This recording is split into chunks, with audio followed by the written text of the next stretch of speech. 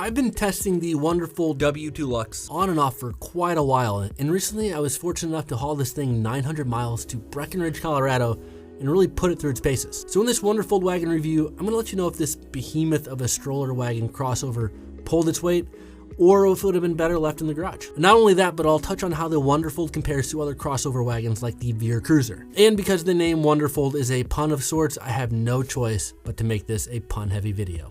You've been warned. What's going on, people? I'm John from Fathercraft, where we make online courses for dads and also review a bunch of baby gear and products to try and help make this parenting thing just a bit easier. So totally head over to fathercraft.com to find out more. Let's first address the $700 elephant in the room, which I guess ironically is pretty cheap for an elephant. Off to a good start. Yeah, this wagon is super expensive, and honestly, it's not an essential item in my opinion. But before we all freak out over the price tag, let's add a splash of context. So the Bob Revolution Flex 3.0 Dually, which is a double stroller, costs around $700. And while these two child transportation devices may have extremely different uses, the point is that there are a lot of expensive strollers out there.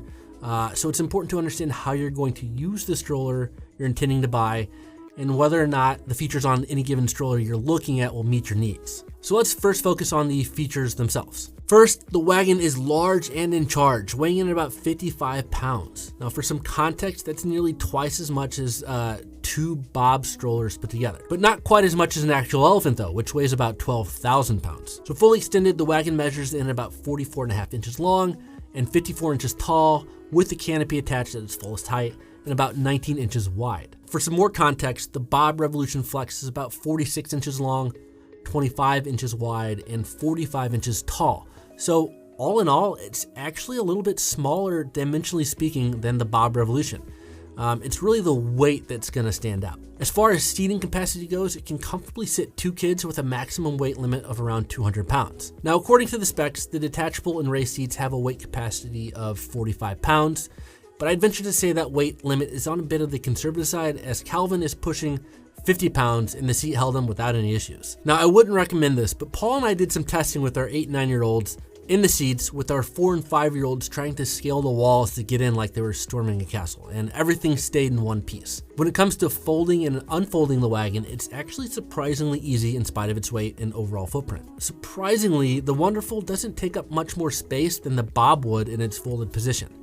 So when it is folded, the footprint shrinks to 20 inches in width and a height of around 43 inches, assuming you remove the canopy. So again, the Wonderfold surprised me with how little space it actually takes up. It's quite deceiving at first glance. So when I traveled, I wasn't actually able to fit it into the trunk area of my car and ended up needing to strap it to the roof. Well, to be fair, a lot of that was due in large part to the fact that I was forced by my co-founder Paul to bring his DJ speakers back to Denver. Now, there's obviously a rather large backstory to this, but in the interest of time, let's just say that once upon a time, this big buddy had hardcore aspirations of becoming the next Deadmau5 and spitting the 1s and 2s on the main stage of Coachella. Now, if that reference is lost on you, then I apologize. I'm now apparently old. Taking a closer look at the wagon itself, it looks and feels high-end, and it better because it costs $700. So this admittedly subjective observation is backed up by the fact that it's supremely well built. For me, I can tell when a stroller is poorly made when the stroller starts to give at the joints when navigating around corners, especially when going uphill or downhill, which means you can literally feel the stroller start to bend in a couple of places. And this was not the case with this wagon. Even with the wagon fully loaded with kids and purses and camera gear and whatnot, there was hardly any give pushing this thing around corners. Now, this is not to say that it wasn't difficult at times, but we'll get into that in a moment. So starting at the top and working your way down, you've got a nylon canopy supported by 2 canopy rods on either end, which are both adjustable and removable. Now within the main cabin of the wagon, you've got the 2 removable seats, which are elevated from the floor of the wagon, which makes it really easy to put kids in and out of the seats, especially when they're younger and can't do it themselves. The reclinable removable seats are equipped with a 5-point magnetic harness, which makes strapping your kids in super easy. The side panels are made of a mesh fabric, which helps with air ventilation because kids smell and you don't want the wagon to smell either. And on the front doggy door, you'll find a large zippered storage area as well as 2 smaller zippered pockets on either side. So at risk of breezing by the doggy door reference, let me explain. So this door unzips on 3 sides, making it a flap or doggy door of sorts. So on this trip to Denver, like I mentioned earlier, to visit Paul and his kids, it was immediately apparent that the doggy door was a huge hit for the kids. And it was also rather entertaining to watch them figure out how many kids could fit in through the doggy door at once. And the answer is 1, but they never really quite figured that out, which made for minutes of entertainment for us. All right, now let's talk about how this thing handles, especially considering how large and in charge it is. The 3-position adjustable handlebar is wrapped with a vegan leather cover, so not only will your hands thank you, the environment will thank you as well. Cows too, now that I think about it. As I've mentioned this several times already, it's worth mentioning again that this wagon is fairly heavy, and the weight is distributed much differently than your standard stroller. So when you add kids to the mix, pushing this thing on anything other than a straight and flat surface becomes a bit of a workout. Now, despite its bulky frame, the steering is surprisingly responsive, plus the amount of torque needed at times to navigate tight corners and uneven surfaces doesn't result in handlebar wiggle, meaning this thing is solidly built. It also has that 200-pound weight capacity, which means it could easily hold me. What? Come on, son. Did you forget how to read a scale? Yeah, okay. Maybe not me now. Me like 5 years ago. Okay, 10 years ago. All right, high school. You happy? It could hold me in high school. Yeah, that's more accurate. Kids. They make you fat. They make you fat. Another way around it. They make you fat. In case of emergency, or if you simply need to stop the stroller, you can engage the brake by pushing down on the brake pedal. If you do find yourself veering off-road, the oversized all-terrain tires will help navigate through some of that bumpy terrain. As with anything that kids get their grubby little paws on, this wagon will get rather dirty from use. When it does, you can remove the fabric for easy cleaning, but you can only wipe it down. You can't hose it down or throw it in the washing machine, which makes it a bit of a more of a manual process, but it can still be cleaned. Now, real quick, Wonderfold Wagon versus Veer Cruiser.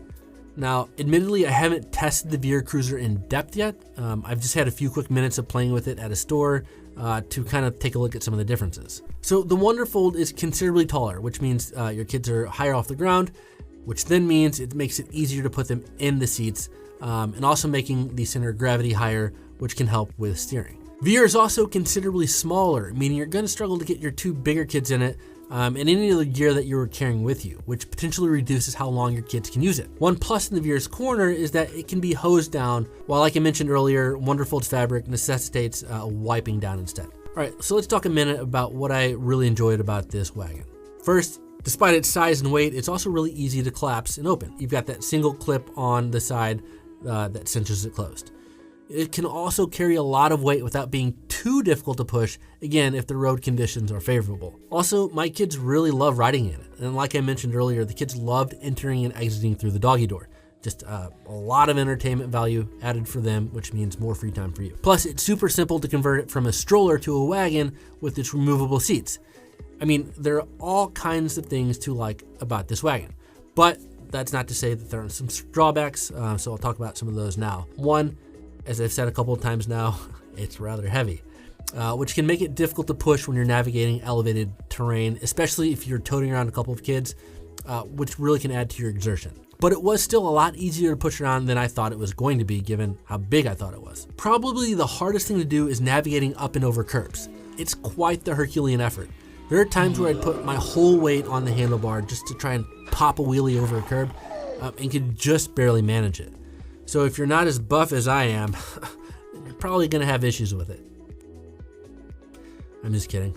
I'm not buff, I'm fat, and I've gotten used to it. Both Paul and I noticed that the wagon tends to push towards the right when coasting, which means we are adjusting the steering quite a bit.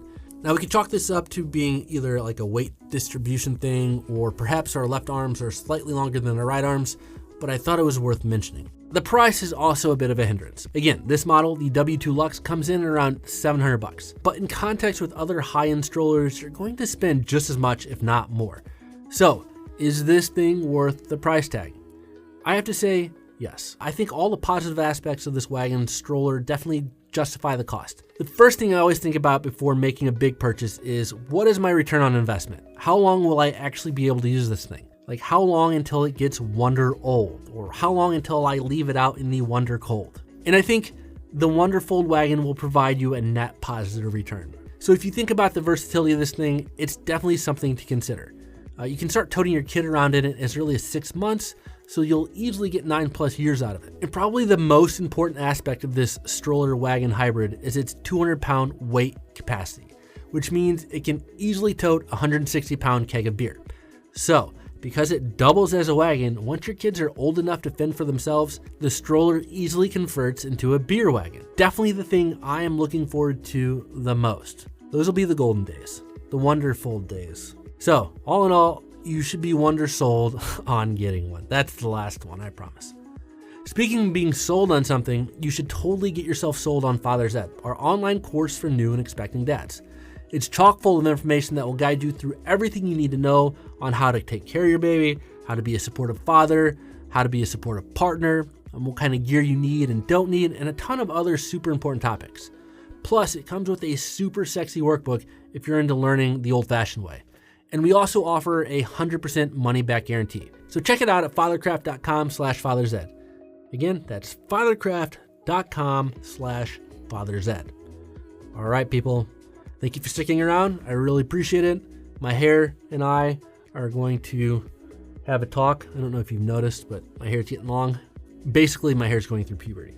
It's stuck in between the kid phase and the adult phase, right in the middle of that weird adolescent phase. Trying to figure out if it wants to be short hair or long hair. And it hasn't decided yet.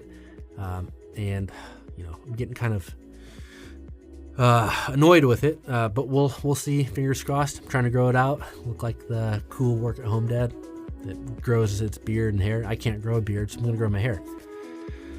It's been tedious, so we'll see how it goes. Fingers crossed I can put it into a man bun by the end of the year. Definitely keep you posted on that. All right, thanks people. See you in the next video.